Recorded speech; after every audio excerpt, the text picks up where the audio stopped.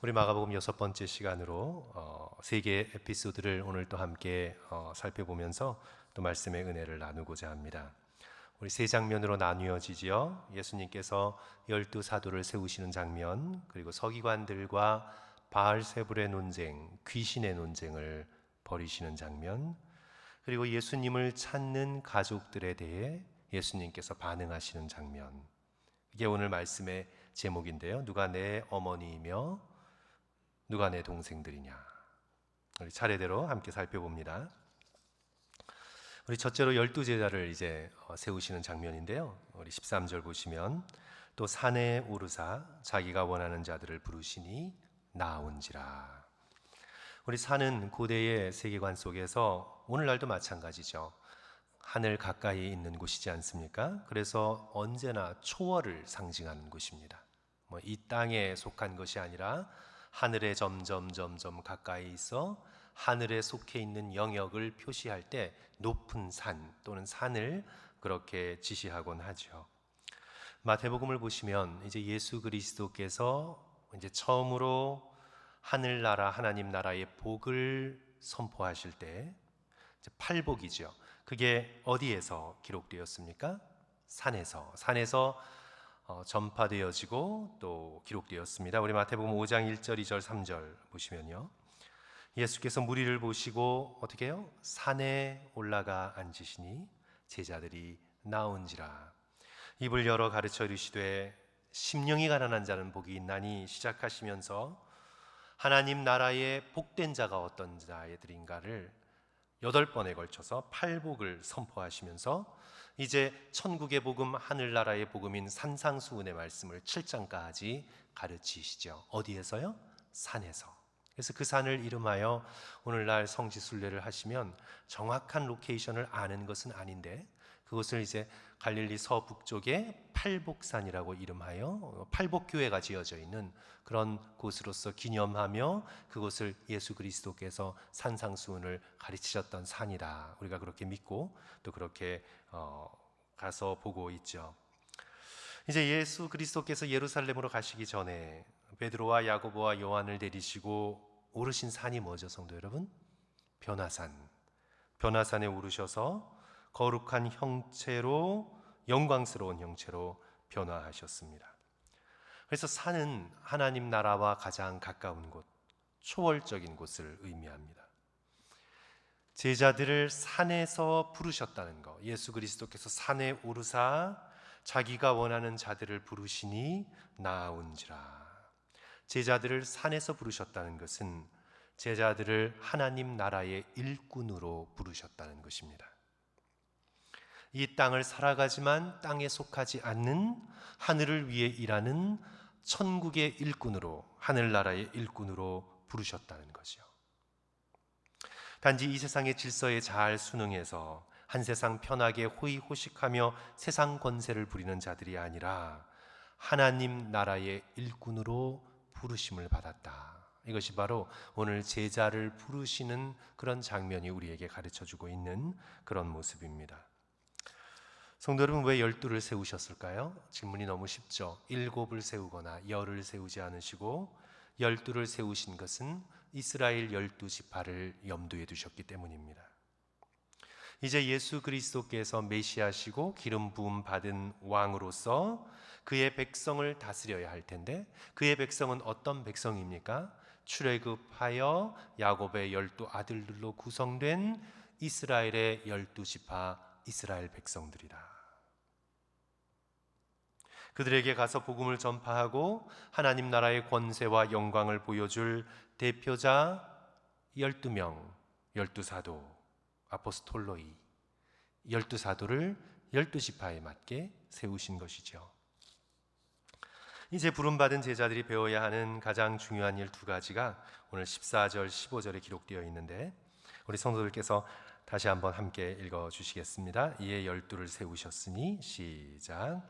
이에 12를 세우셨으니 이는 자기와 함께 있게 하시고 또 보내사 전도도 하시며 귀신을 내쫓는 권능도 가지게 하려 하심이라. 이제 제자들이 배워야 하는 가장 중요한 2가지 일은 첫째로 성도 여러분 뭐죠? 자기와 함께 있게 하시고, 제자는 예수님과 함께 있는 것이 가장 중요한 일입니다. 그래서 예수님과 함께 있는 것을 배우게 하시는 것입니다. 예수님과 함께 있어서 예수님의 마음을 알고, 예수님의 생각을 배우고, 예수님의 말씀하시는 방식, 예수님께서 움직이시는 방식, 예수님께서 어떻게 사람을 대하시는지, 예수님께서 가장 바라고 소원하시는 것이 무엇인지, 예수님께서 성부 하나님과 어떻게 친밀한 교제를 누리고 계시는지, 예수 그리스도께서 어떻게 설교하시고 어떻게 시험과 유혹을 이기시고 어떻게 귀신을 쫓아내시는지, 제자들의 기본은 예수님과 함께 있는 것입니다. 예수님과 함께 있지 않고 무조건 일하는 것이 제자의 핵심이 아니고, 제자들은 온전히 예수 그리스도의 뜻을 받들어 일하기 위해 먼저 예수님과 함께 있어야 합니다. 예수님과 함께 있지 않고, 그래서 예수님의 마음을 배우지 않고, 예수님께서 어떤 마음을 품고 계신지 그것을 전혀 배우지 않고 일만 하려고 하는 것은 제자의 일이 아닙니다. 제자는 예수님과 먼저 함께 머물며 예수 그리스도의 마음의 생각과 그분의 성품과 그분의 인격을 배워가고자 예수님 곁에 머무는 자들입니다. 그래서 우리는 다시 한번 우리 스스로를 돌아보게 되죠. 오늘 우리는 얼마나 예수님과 함께 하고 있나? 얼마나 간절한 마음을 품고 예수 그리스도와 함께 머물기를 좋아하고 있나? 예수님과 함께 머무는 시간을 우리는 정말 즐거워하고 있나? 그래서 제자들이 배워야 하는 가장 중요한 일은 예수님과 함께 머무는 일입니다. 그래서 예수 그리스도께서 3년 동안 제자들을 부르시고 함께 다니시며 제자들로 하여금 예수 그리스도를 배우게 하시고 본받게 하신 것입니다. 그 다음에 이제 보내사가 나오는 거죠. 그 다음에 또 보내사, 전도하시고 귀신을 내쫓는 권능도 가지게 하려 하십니다. 보내다, 아포스텔로라는 단어예요. 보내심을 받는 것, 사도, 아포스톨로스, 둘의 어원이 똑같습니다. 사도란 다름 아니라 예수님과 함께 머물러 있다가 보내심을 받은 자들, 그것이 바로 사도의 뜻이죠. 예수님과 함께 있어 예수님에게 배워서 세상에 보내심을 받은 자들. 그래서 성도 여러분, 세상에서 무엇을 합니까? 가장 첫 번째, 전도를 한다, 복음을 전한다. 그 다음에 강조된 것이 귀신을 내쫓는 권세, 세상의 영에 붙들려 있는 자를 치유하는 그런 일에 동참하게 하신다.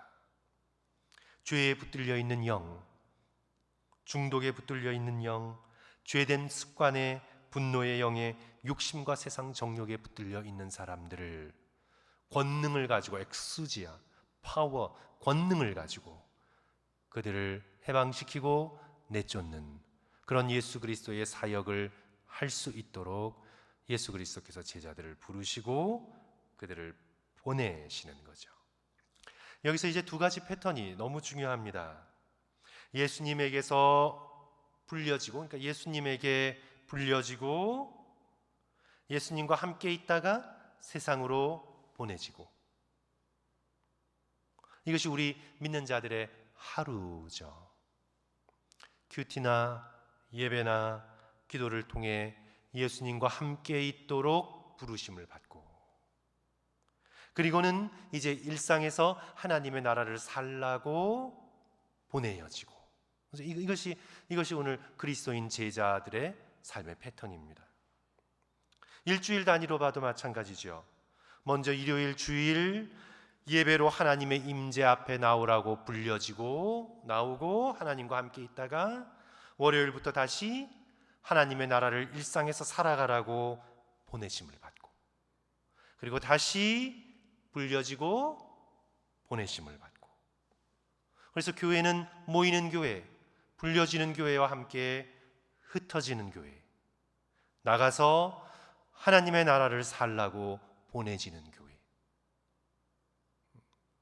그래서 우리의 하루의 삶, 일주일의 삶, 교회의 삶이 전부 예수 그리스도께서 12 제자를 부르시고 머물러 있게 하셨다가 복음을 전파하고 귀신을 내쫓는 권세를 주시며 내어보내시는 이런 서클로 계속해서 이루어지는 것을 오늘 본문 속에서 우리는 깨닫게 됩니다.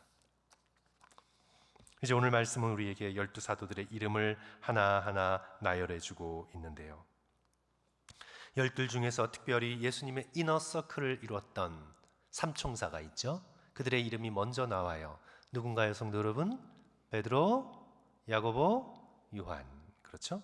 삼총사가 먼저 나오고 가장 가까이서 예수님의 비밀스러운 권능의 사역까지 엿볼 기회를 가졌던 사람들, 달리다굼 죽은 소녀를 일으킬 때에도 그 현장에 함께했고, 변화산에서 영광스러운 모습으로 변하여 모세와 엘리야와 함께 서 계시는 예수 그리스도의 모습을 볼 수 있는 특권을 누렸고, 겟세마네 동산에서 땀방울이 변하여 핏방울이 되기까지 예수 그리스도의 그 깊은 고뇌를 옆에서 지켜볼 수 있었던 특권을 가졌던 3명의 제자들, 그가 누굽니까?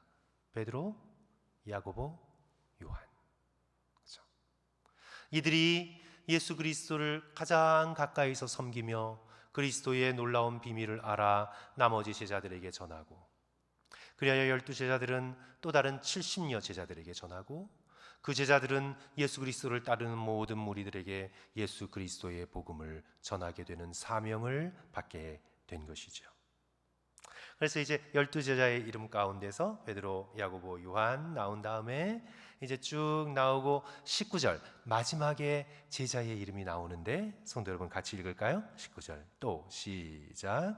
또 가롯 유다니 이는 예수를 판 자더라.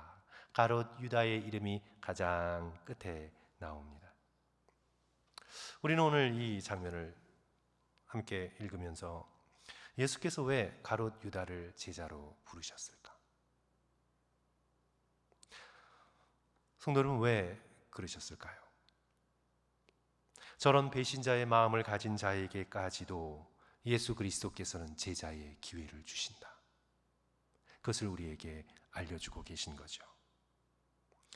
저런 배신자의 마음을 품고 있는 자에게도 예수 그리스도께서는 끝까지 은혜를 베풀어 주신다. 새로운 마음을 가질 수 있도록 기회를 주신다. 우리는 예수 그리스도의 제자를 부르시는 이 사건을 통해 그리스도의 넓고도 큰 사랑을 우리는 보게 됩니다. 이제 예수님께서는 십자가에 달리시기 직전까지 가롯 유다에게 기회를 주셨어요.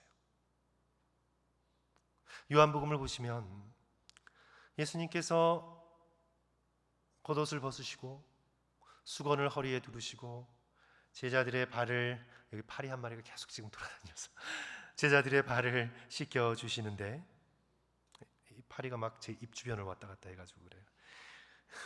잘못하면 먹을 것 같아서 지금. 예.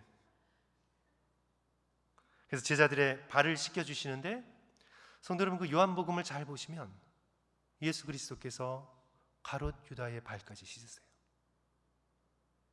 가롯 유다까지도 그 자리에 있었어요.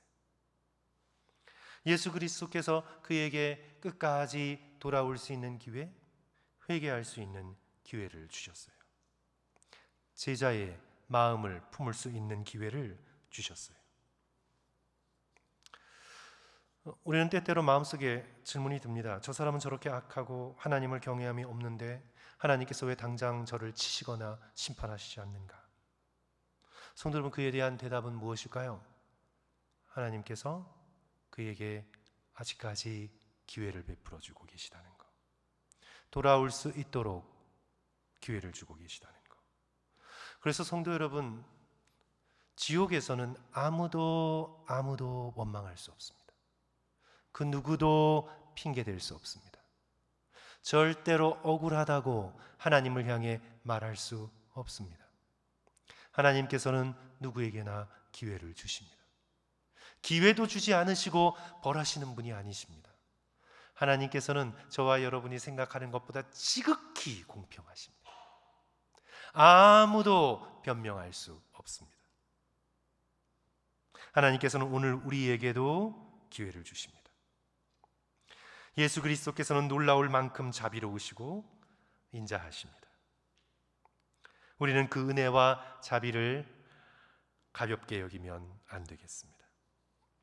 그래서 이렇게 하여서 이제 하나님 나라를 대표하는 12사도를 세우시고 제자들에게 귀신을 쫓아내는 권세를 주시고 이제 처음 맞이하시는 사건이 바로 이제 바알세불의 논쟁이죠. 이제 두 번째 장면으로 우리가 돌아가는데, 예루살렘에서 온 서기관들과 예수 그리스도께서는 귀신 논쟁, 바알세불의 논쟁을 하시게 됩니다. 왜냐하면 이들이 예수님의 이 사역을 귀신의 힘을 빌어서 귀신을 쫓아낸다고 모함했기 때문입니다. 예수님을 인정하지 않으려 해도 이들은 안 것이에요. 이런 권세가 도대체 어디서 나오는가? 예수 그리스도의 능력을 인정할 수밖에 없었던 것이죠. 특별히 귀신을 내어 쫓는 그 권세는 그들이 보기에도 너무나 놀라웠습니다. 그래서 이들과 바알세불의 논쟁이 벌어지게 되죠. 이제 예수님의 친족들, 아마 마리아와 동생들을 포함했을 것입니다. 예수님의 친족들이 예수님이 미쳤다고 생각했습니다. 엑시스테미, out of mind, 엑시스테미, 미쳤다. 엑시스테미.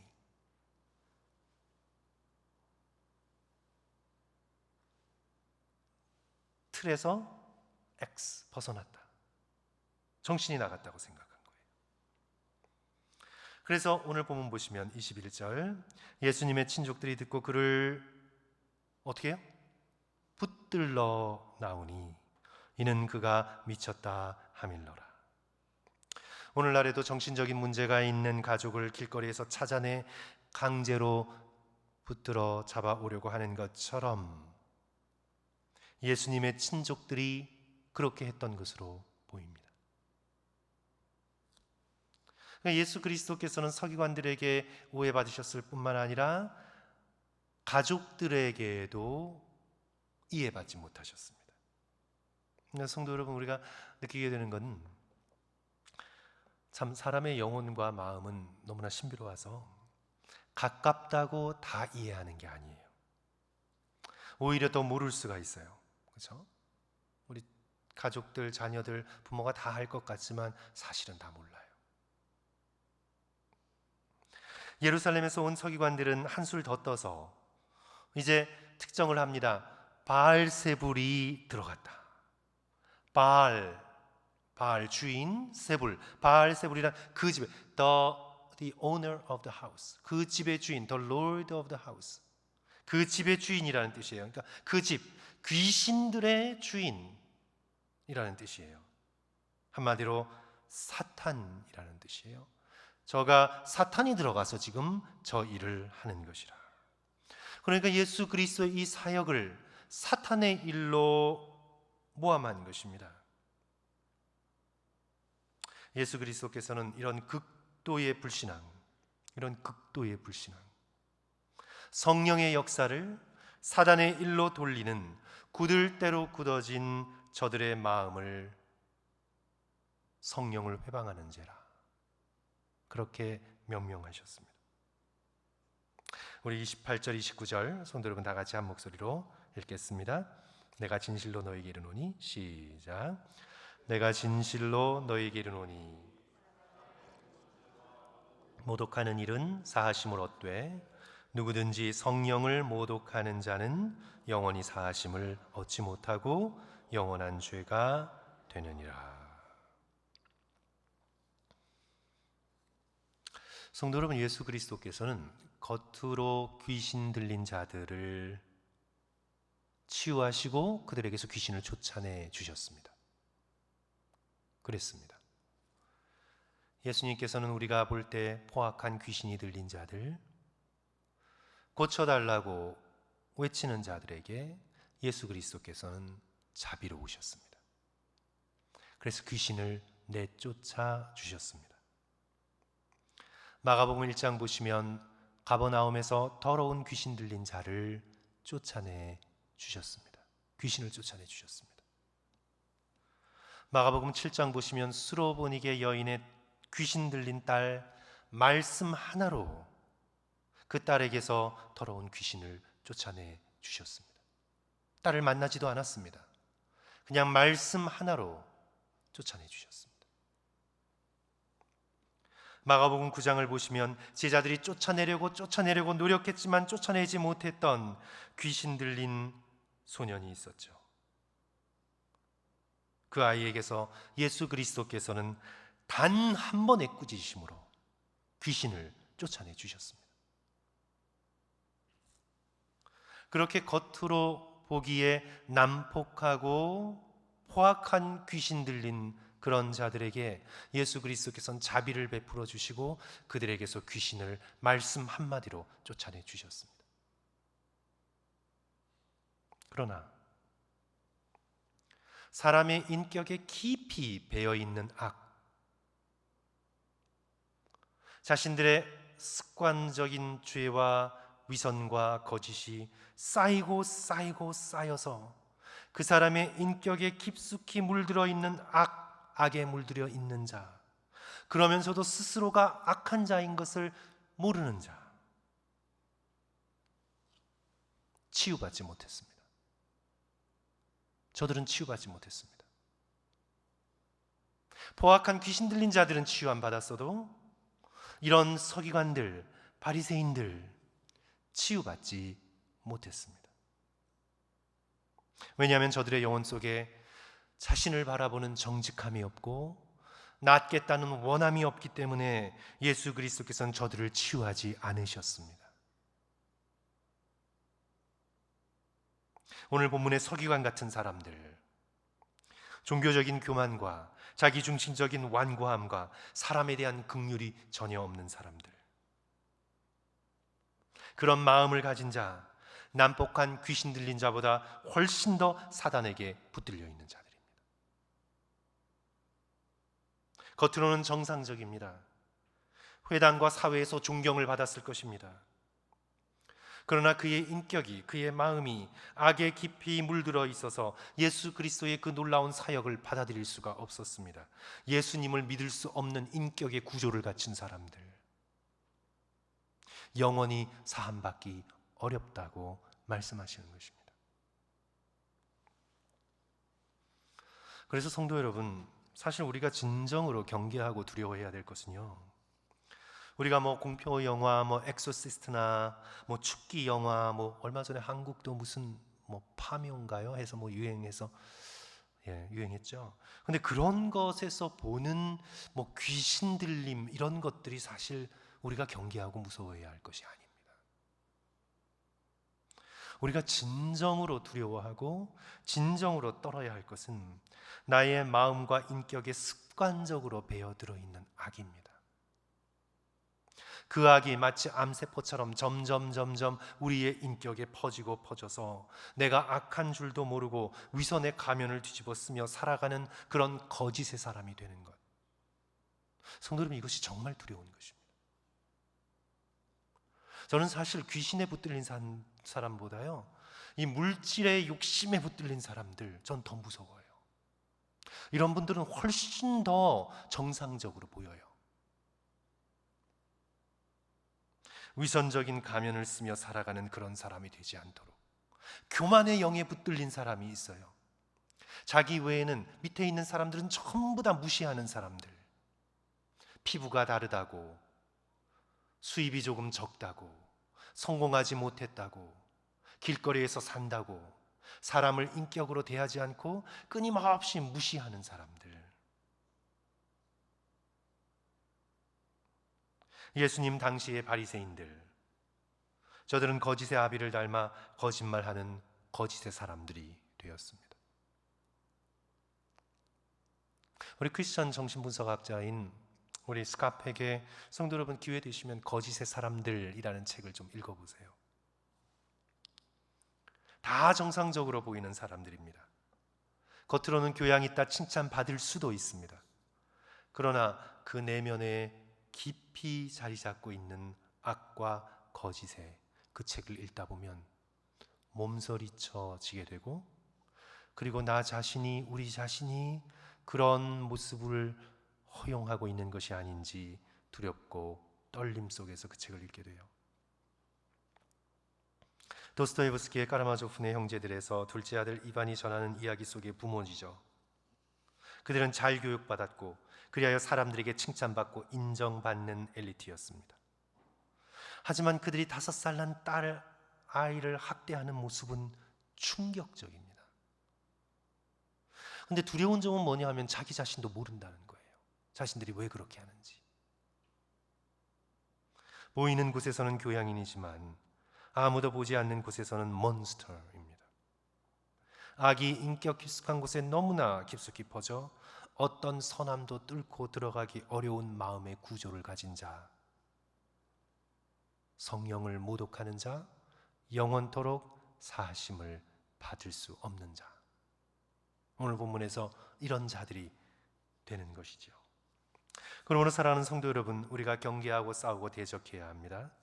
내 마음에 악이 자리 잡지 않도록 우리는 성령의 조명을 의지하여서 내 마음의 세상과 육신과 마귀를 쫓아내도록 우리는 끊임없이 영적으로 깨어 믿음의 선한 싸움을 싸우고 싸울 수 있는 저와 여러분이 되시기를 주님의 이름으로 간절히 축원합니다. 이제 마지막 장면, 자신을 찾는 가족들에 대한 예수님의 반응인데요, 조금 매정하게 보여요. 예수님의 어머니와 동생들이 예수님을 찾으러 온 게 아니라 사실 앞에 표현을 보면 잡으러 왔는데, 예수님께서 만나 주시지 않고 말씀하시기를 33절부터 35절, 누가 내 어머니며 동생들이냐 하시고 둘러앉는 자들을 보시며 이르시되 내 어머니와 내 동생들을 보라. 누구든지 하나님의 뜻대로 행하는 자가 내 형제요 자매요 어머니니라. 성도 여러분, 예수님께서는 육신의 가정과 관계를 끊지 않으세요. 관계를 끊지 않으시면서 그 관계를 초월하십니다. 예수님께서 지금 이 본문에서 말씀하시고 있는 것은 진정한 가정은 하늘 아버지를 섬기는 가정이다.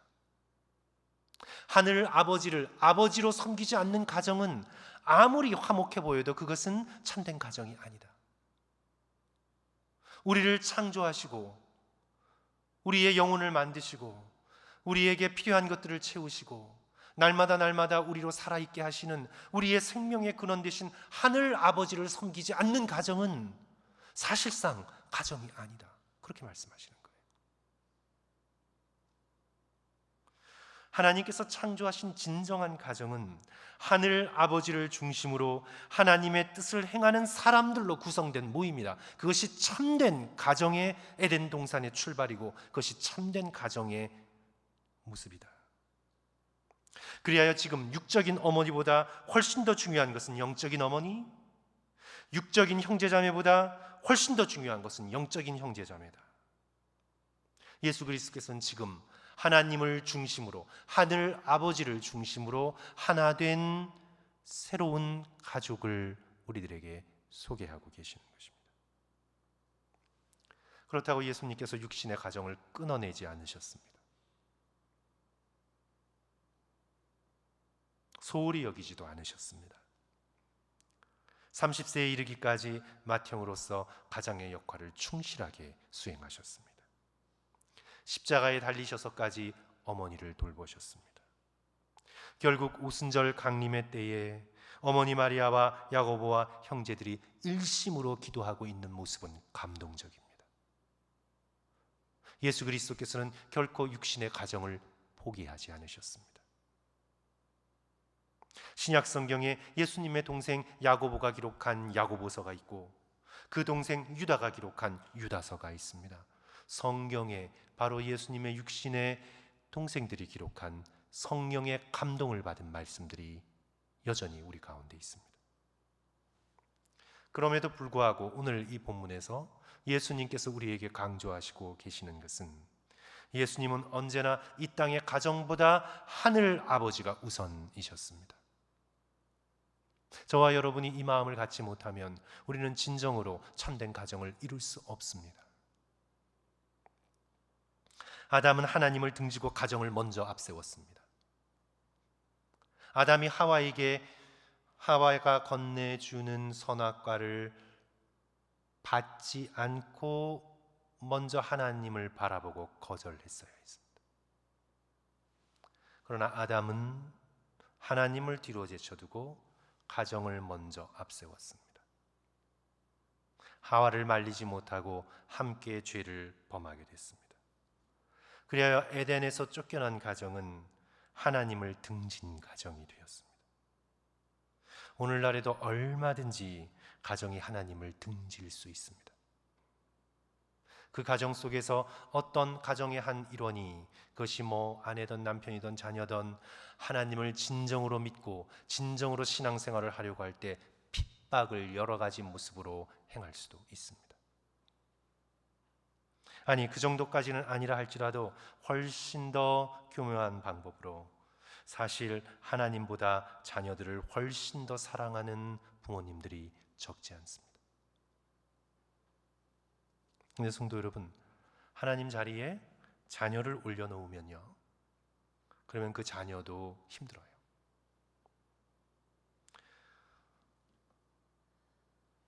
자녀가 하나님이 아니잖아요. 어떤 분들은 자녀를 남편 자리에, 자녀를 아내 자리에 옮겨 놓으시는 분들도 있어요. 마땅히 아내와 남편을 향해야 될 기대를 자녀에게 거는 분들도 계세요. 근데 자녀는 자녀일 뿐이지 절대 남편 노릇할 수 없고, 자녀는 자녀일 뿐이지 절대 아내 노릇을 할 수 없습니다. 자녀는 마땅히 있어야 할 자녀의 자리에 놓아둬야 돼요. 그 위에 우리는 하나님을 최고로, 예수 그리스도를 나의 유일한 소망이요 나의 삶의 반석이요 요새로 삼아야 합니다. 그러므로 자녀를 사랑하되 우리는 하나님을 더 사랑할 수 있도록 우리는 주님 앞에 엎드려야 합니다. 자녀에게도 사실 나는 너보다 하나님을 더 사랑한다는 걸 알려주셔야 돼요. 예, 놀라운 비밀이지만 나는 너보다 예수님이 더 좋다, 알려주셔야 돼요. 그리고 사실 이건 너에게도 잘 말하지 않은 비밀인데 난 너 없인 살아도 예수님 없인 못 살아. 아이들이 충격받게 좀 알려주셔야 돼요. 성도 여러분, 그래야 자녀들이 자유로울 수 있어요. 그래야 자녀들이 자유롭게 자신의 날개를 펴고 부모를 떠나 죄책감 없이 자유롭게 하나님께서 그 자녀에게 주신 인생을 살아갈 수 있어요. 내가는 너 없이는 못 산다, 이런 부모님에게 자녀는 자유를 느끼지 못해요. 그만 얘기하라고 지금 전화가 울리는데요. 그만 얘기할게요, 성도 여러분. 사랑하는 성도 여러분, 천국은 이 땅의 가정이 해체되는 곳입니다. 발전적으로 해체되는 것이에요. 마태복음 22장 30절, 예수 그리스도의 복되신 입으로 친히 하신 말씀입니다. 부활 때에는, 하나님의 나라가 이 땅에 임하는 부활의 때에는, 그래서 죽었던 육신이 다 새로운 구원받은 영을 입고 영적인 육신을 입어 이 땅 가운데 하나님의 나라가 온전히 이루어지는 그런 거룩한 새 예루살렘이 이 땅에 내려오는, 하나님의 나라가 이 땅에 이루어지는 그 천국의 때에는, 자, 장가도 아니 가고 시집도 아니 가고 하늘에 있는 천사들과 같으니라. 기뻐하시는 분들도 계실 것이고 슬퍼하시는 분들도 계실 것이고, 예수 그리스도의 이 말씀은 우리가 이 땅 가운데 맺어진 부모와 형제 자매와 비교할 수 없는 놀라운 가정을 얻게 될 것이라는 약속이십니다. 하나님을 사랑하고 예수 그리스도의 십자가의 피로 하나 된 수많은 형제 자매와 상상할 수 없는 영적인 기쁨을 누리는 곳, 그것이 바로 천국이요 이 땅에 임한 하나님의 나라가 될 것이다. 그러므로 성도 여러분, 천국을 이 땅에서 연습하시는 저와 여러분이 되었으면 좋겠습니다.